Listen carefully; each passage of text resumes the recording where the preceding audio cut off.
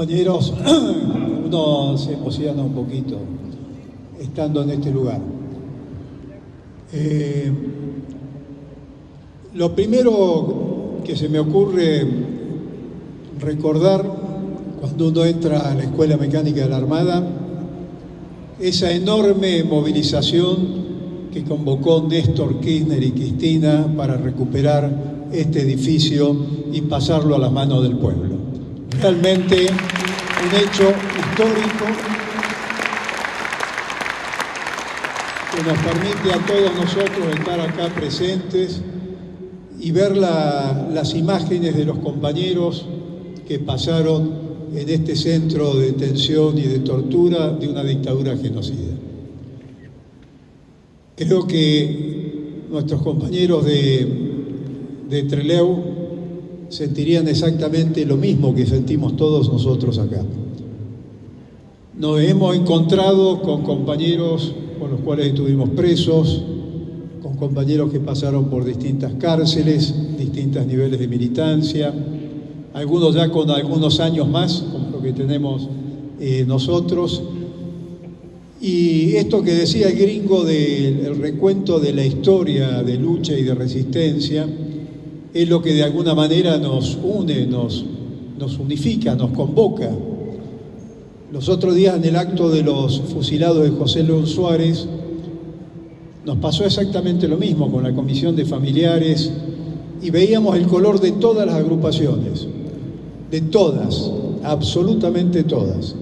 Las que están respaldando más al gobierno y están más al lado del albertismo, las que están más de un lado, las que están más del otro lado, pero estábamos todos.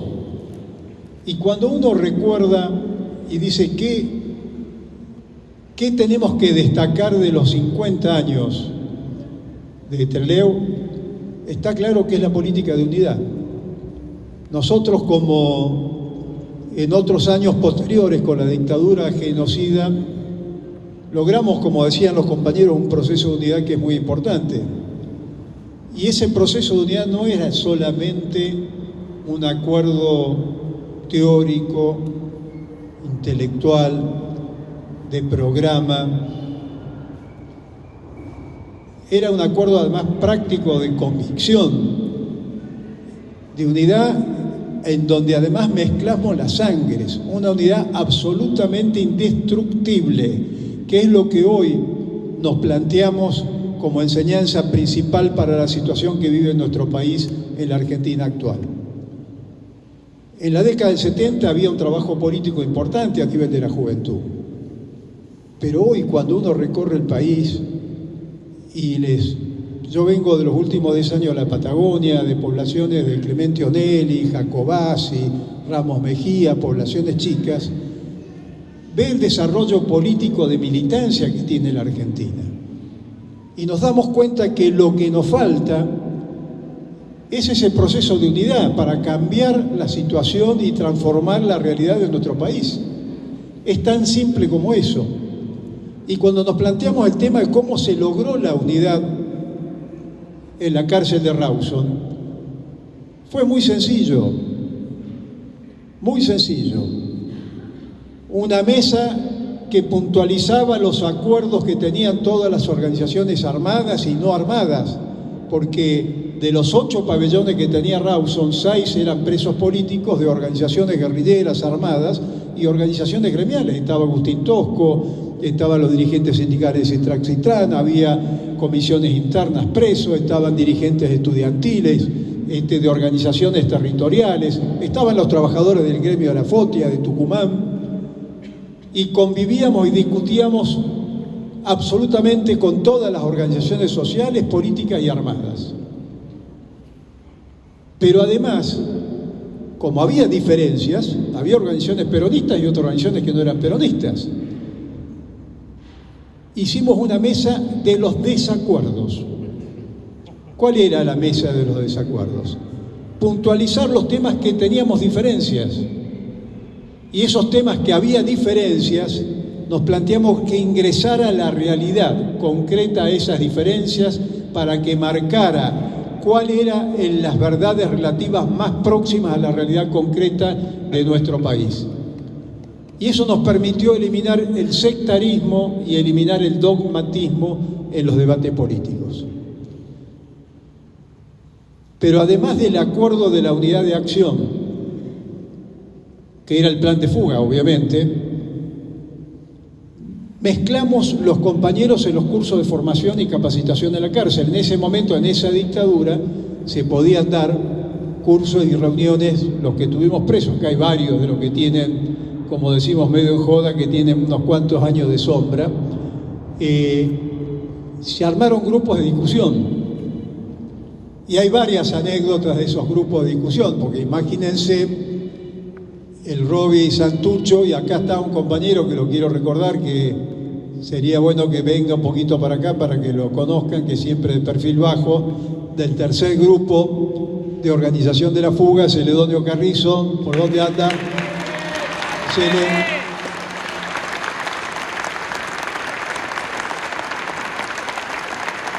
Debe estar contento porque dice, por fin no me tocó hablar a mí, conociéndolo, pero después le vamos a pedir unas palabras de cierre.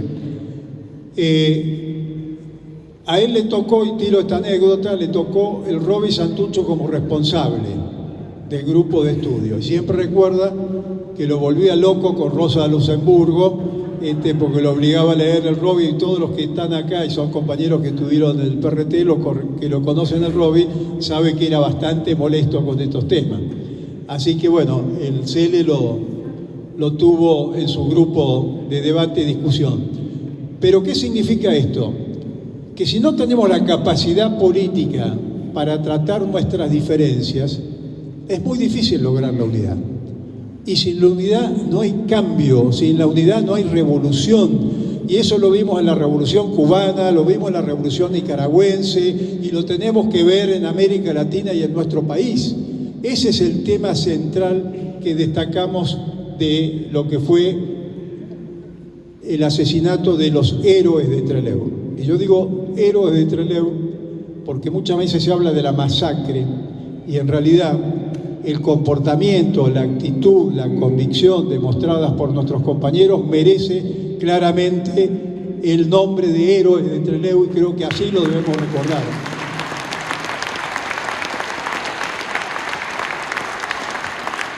Y acá en la mesa tenemos compañeros de la CGT, compañeros de la CTA Autónoma, todos compañeros de la década del 70, y venimos casi del mismo origen, tenemos la misma genética.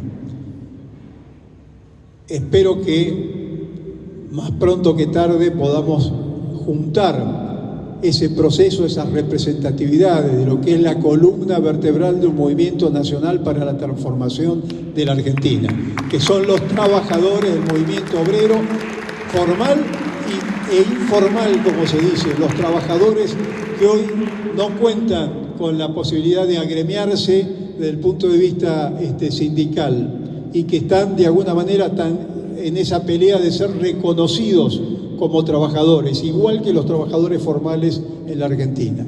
Entonces, ese tema de la unidad me parece un tema central y fundamental. Y tenemos otro tema que me parece también importante. El año que viene se cumplen 50 años de ese triunfo electoral del 25 de mayo de 1973, logrado con todo esto que decían los compañeros de la resistencia, de la lucha, de lo que nos pasó en Trelew, en Rawson. Y tenemos un 2023 con muchas dudas.